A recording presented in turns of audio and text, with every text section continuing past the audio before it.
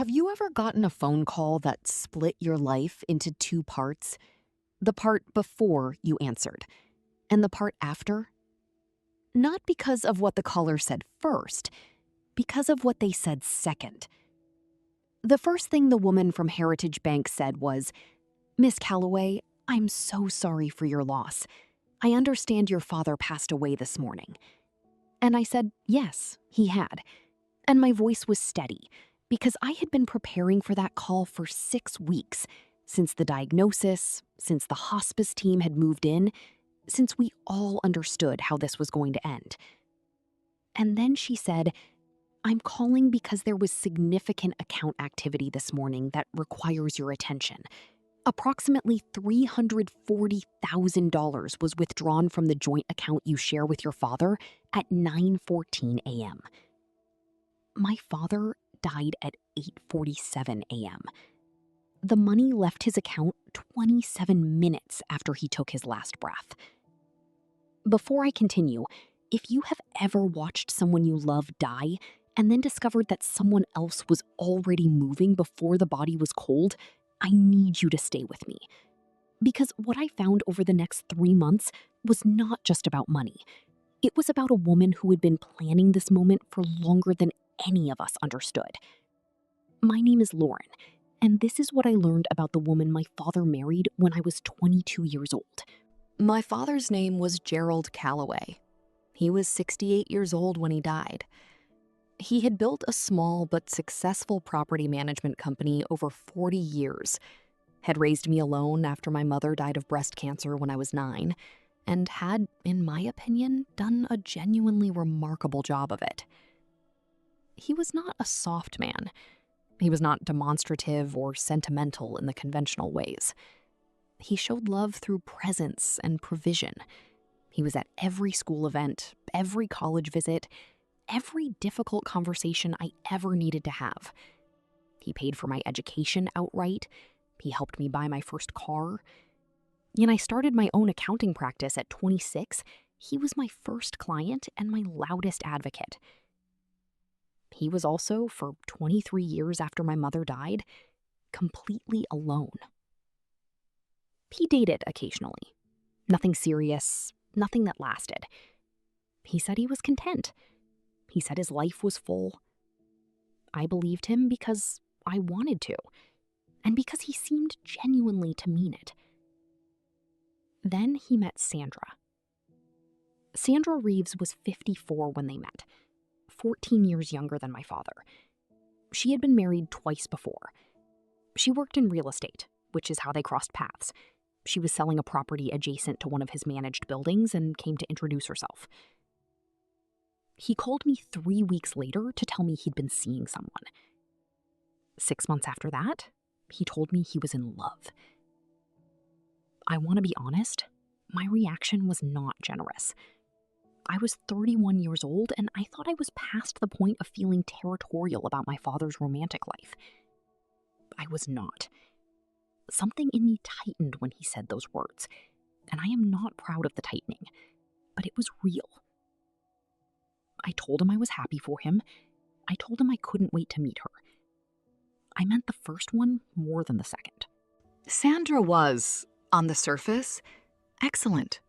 She was warm in the practiced way of people who understand that warmth is a tool. She remembered details: my coffee order, the name of my accountancy partner, the neighborhood where I'd grown up. She asked questions and maintained eye contact and laughed at the right moments. She also, within the first year of their relationship, had moved into my father's house. I don't know exactly when I started to feel uneasy. It was not one thing. It was a series of small observations that I kept explaining away. Because the alternative, that my father's girlfriend was something other than what she presented, felt too dramatic, too ungrateful, too much like the cliché of a daughter who can't let her widowed father be happy. She redecorated his house, not all at once, gradually, in the way of someone who understands that gradual change is less noticeable. By the end of year 2, the house I had grown up in looked like a different place. My mother's photographs had been moved to a guest bedroom. The furniture my father had owned for 30 years was gone. When I mentioned the photographs to my father, he said Sandra had a point, that the entryway needed updating, and he thought it looked nice now. She encouraged him to reduce his involvement in the property management company, not to retire. She was careful never to use that word, but to delegate more, to enjoy himself, to let others carry the operational weight. Within 18 months, he had promoted a manager named Derek to handle most day-to-day operations. My father still owned everything. He just wasn't watching it closely anymore. I noted this. I filed it away. I did nothing. They married in March 2019, 3 years after they met. A small ceremony at a restaurant he liked. I was there. I gave a toast. I said the right things. What I did not say, because I was still trying to be the generous version of myself, something about this woman makes the air feel different when she walks into a room. My father was diagnosed with pancreatic cancer in September 2022, stage 3. The oncologist was honest, without being cruel. Treatment was possible and worth pursuing, but the prognosis was difficult. My father took the news the way he took everything. Quietly, practically, without performance. He made appointments, he asked specific questions, he updated his will the following month. Or, at least, I was told he updated his will the following month. Sandra told me this at Thanksgiving, almost in passing, the way you might mention a new appliance. Your dad met with the estate attorney last week. He wanted everything in order. She said it with a small, competent nod, like someone who had organized a calendar appointment. I said, I'd like to see him soon. Spend some real time. She said, of course. He loves having you. Just call ahead so we can make sure he's up for it. Call ahead. To visit my father, in the house I grew up in. I noted this too. What I did not know, in November 2022, was that the will my father had updated was not the will I had seen in 2018. The will that left his estate equally divided between me and a charitable foundation he'd supported for 20 years. I would not know this until after he died. The hospice team came in mid-January 2023. My father's condition had deteriorated faster than projected. The oncologist told us to think in terms of weeks rather than months. I drove to his house every day. Sandra was always there. She was efficient in her management of his care, organized with medications, communicative with the hospice nurses, present in the way of someone who understands that presence is being observed. But there were things I noticed in those 6 weeks that I could not stop noticing. She took 2 phone calls that she stepped outside to take, both times returning with a slightly rearranged expression that I can only describe as businesslike. She had a conversation with Derek, my father's property manager, that stopped when I walked into the kitchen. She spent 45 minutes in my father's office one afternoon while he was sleeping. When I walked past, she was at his desk with papers spread in front of her. She said she was organizing his files. On the 3rd week, I asked my father if I could see his updated will. I said I just wanted to understand everything clearly, to make sure I could help manage things properly when the time came. He looked at me for a long moment. Then he said, Sandra has all the paperwork. She's been handling that side of things. I said, can I talk to the attorney directly? He said, I'll have her set that up. She never set it up. I did not push. I am still not entirely sure why I did not push. I think I was afraid of what I would find. And I think some part of me believed that my father, who was sharp and careful and had built 40 years of financial discipline, could not have been so thoroughly managed without understanding what was happening. I was wrong about that. Or perhaps not entirely wrong. But the shape of what he understood and the shape of what was actually happening were not the same shape. He died on a Thursday morning in February. with the winter sun coming through the bedroom window and the hospice nurse in the corner, and Sandra holding one hand and me holding the other. 27 minutes later, $340,000 left his bank account. I need to stop here. I have told this story several times now, to attorneys, to investigators, to a therapist I started seeing in March of last year. And every time I get to the part about the 27 minutes, something happens in my chest that I cannot fully describe. It is not just grief. It is the specific, nauseating feeling of realizing that while I was sitting in that bedroom holding my father's hand, someone else in that same house had already moved on to the next thing. If you have ever had your grief interrupted by the discovery that it was anticipated by someone who had a different relationship to your loss than you did, I want you to know that what you felt was not paranoia. It was accurate perception. And accurate perception, even when it hurts, is something to trust. I was still at my father's house when Heritage Bank called. The hospice team was still there. The funeral home had been contacted. Sandra was in the living room making phone calls of her own, notifying people, she said. I stepped into my father's office to take the bank call. I sat in his desk chair, where Sandra had sat 3 weeks prior with papers spread in front of her. The bank representative, a woman named Carol, explained that because my name was a secondary account holder on my father's personal checking account, a designation he had added in 2020 for estate planning purposes, she was required to notify me of significant activity. $340,000, withdrawn via wire transfer at 9:14 a.m. I said, "To what account?" Carol said, "I'm not able to provide that information over the phone, but I can tell you the withdrawal was initiated in person at our Millbrook branch." The Millbrook branch was 4 miles from my father's house. Sandra had left the house at 8:55 a.m. She had said she needed to pick up a prescription. She had been gone for 41 minutes. I sat in my father's desk chair for a long time after Carol hung up. The hospice nurse knocked softly to ask if I needed anything. I said no. Then I called an attorney. I was still at my father's house when Heritage Bank called. The hospice team was still there. The funeral home had been contacted. Sandra was in the living room making phone calls of her own, notifying people, she said. I stepped into my father's office to take the bank call. I sat in his desk chair, where Sandra had sat 3 weeks prior with papers spread in front of her. The bank representative, a woman named Carol, explained that because my name was a secondary account holder on my father's personal checking account, a designation he had added in 2020 for estate planning purposes, she was required to notify me of significant activity. $340,000, withdrawn via wire transfer at 9:14 a.m. I said, "To what account?"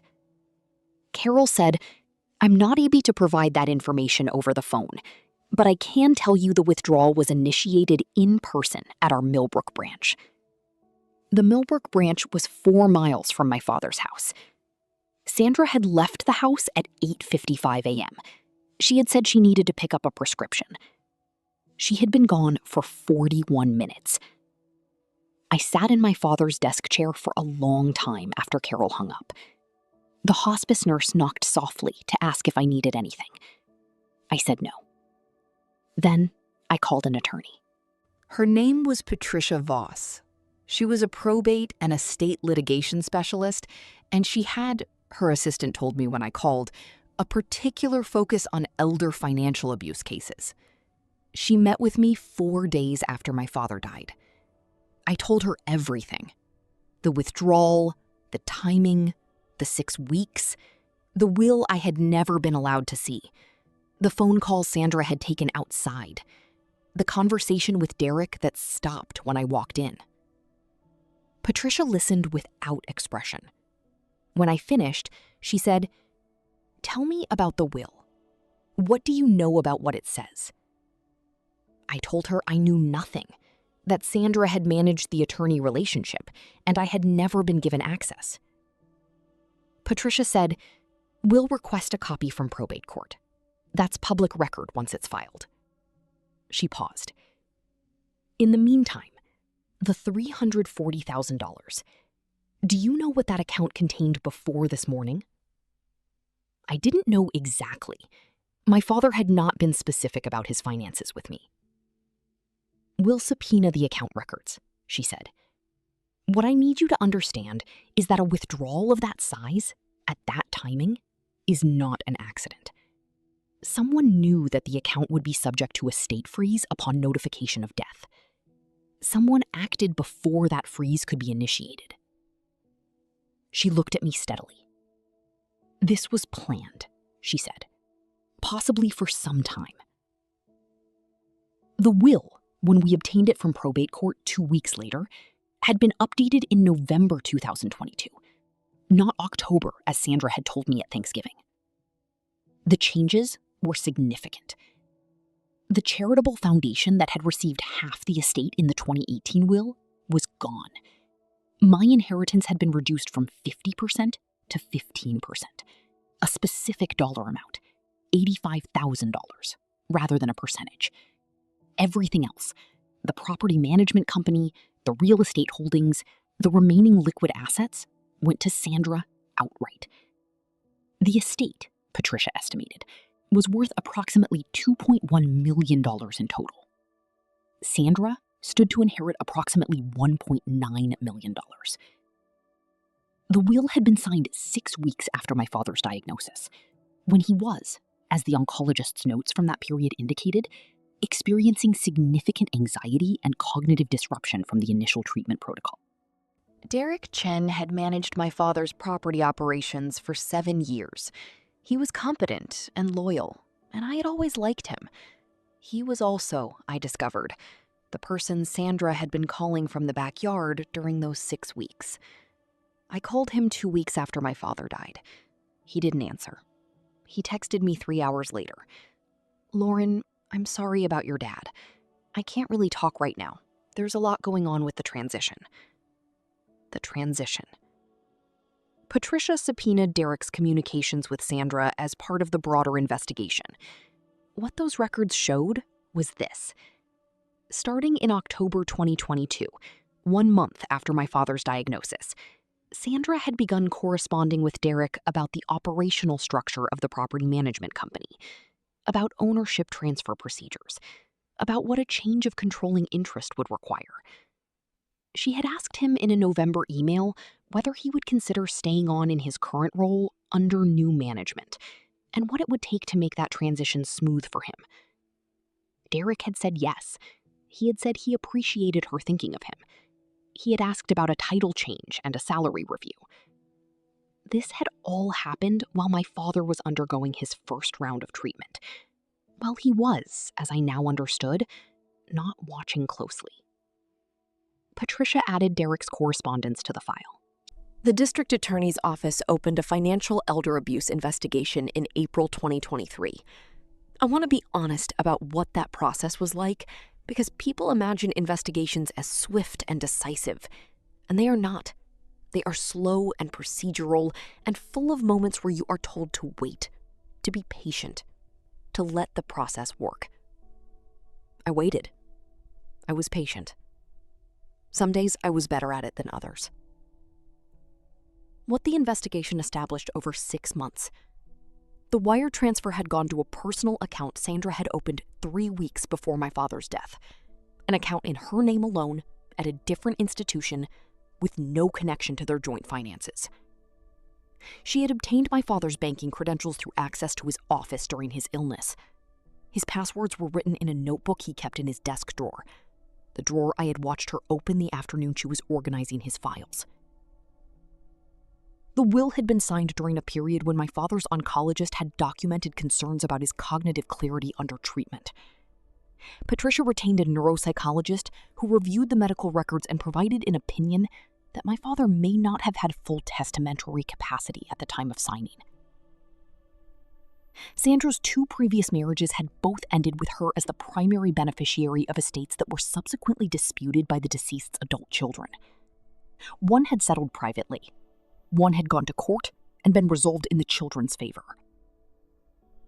Patricia found this through a background search that took 4 days and cost $800. No one had run this search before my father married her. I need to pause here. Because when Patricia showed me the results of that background search, I sat in her office and I thought about all the moments I had filed things away, all the observations I had made and explained to myself, all the times I had chosen to be the generous version of myself rather than the accurate version. I want to say something very clearly to anyone watching this who has a parent in a new relationship. Trust your instincts. Not obsessively, not destructively, but trust them enough to ask the questions you are afraid to ask. Spend the $800. Run the search. Have the direct conversation. You are not being selfish. You are being a child who loves their parent. That is worth protecting. Sandra was charged with elder financial abuse and fraud in September 2023. She pled no contest in March 2024. The plea agreement required her to return $310,000 of the $340,000. $30,000 was deemed unrecoverable, and to relinquish all claims under the disputed will. The estate would be distributed according to the 2018 will, with some modifications negotiated through probate. The property management company returned to the estate. Derek resigned 2 weeks before the charges were filed. He has not been in contact since. I received what my father had intended me to receive, not because the system worked quickly or easily, but because Patricia Voss was very good at her job, and because my father had, apparently in a moment of clarity, or perhaps of doubt, added my name to that bank account in 2020. That small administrative decision, a secondary account holder designation that took probably 15 minutes to arrange, is what put Heritage Bank in the position of calling me that Thursday morning. Whether my father knew, in some way he couldn't articulate, that it might matter one day, I will never know. I choose to believe he knew. I visit his grave on Sundays. I bring the same flowers my mother used to keep on the kitchen table when I was a child. Yellow tulips, which he continued to buy for 30 years after she died, even when there was no one to buy them for. He was not a perfect man. He was lonely in ways he couldn't name. He made a choice that cost him more than he understood. But he also raised me alone and showed up for everything, and added my name to an account in 2020 for reasons he probably couldn't fully explain. I am still an accountant. I now do a significant portion of my work with elder care attorneys and family advocates. I help families understand financial structures. I help them ask the questions they are afraid to ask. I teach them what that $800 background check would have told us. It is not enough. It is also not nothing. Take care of your people. Ask the questions.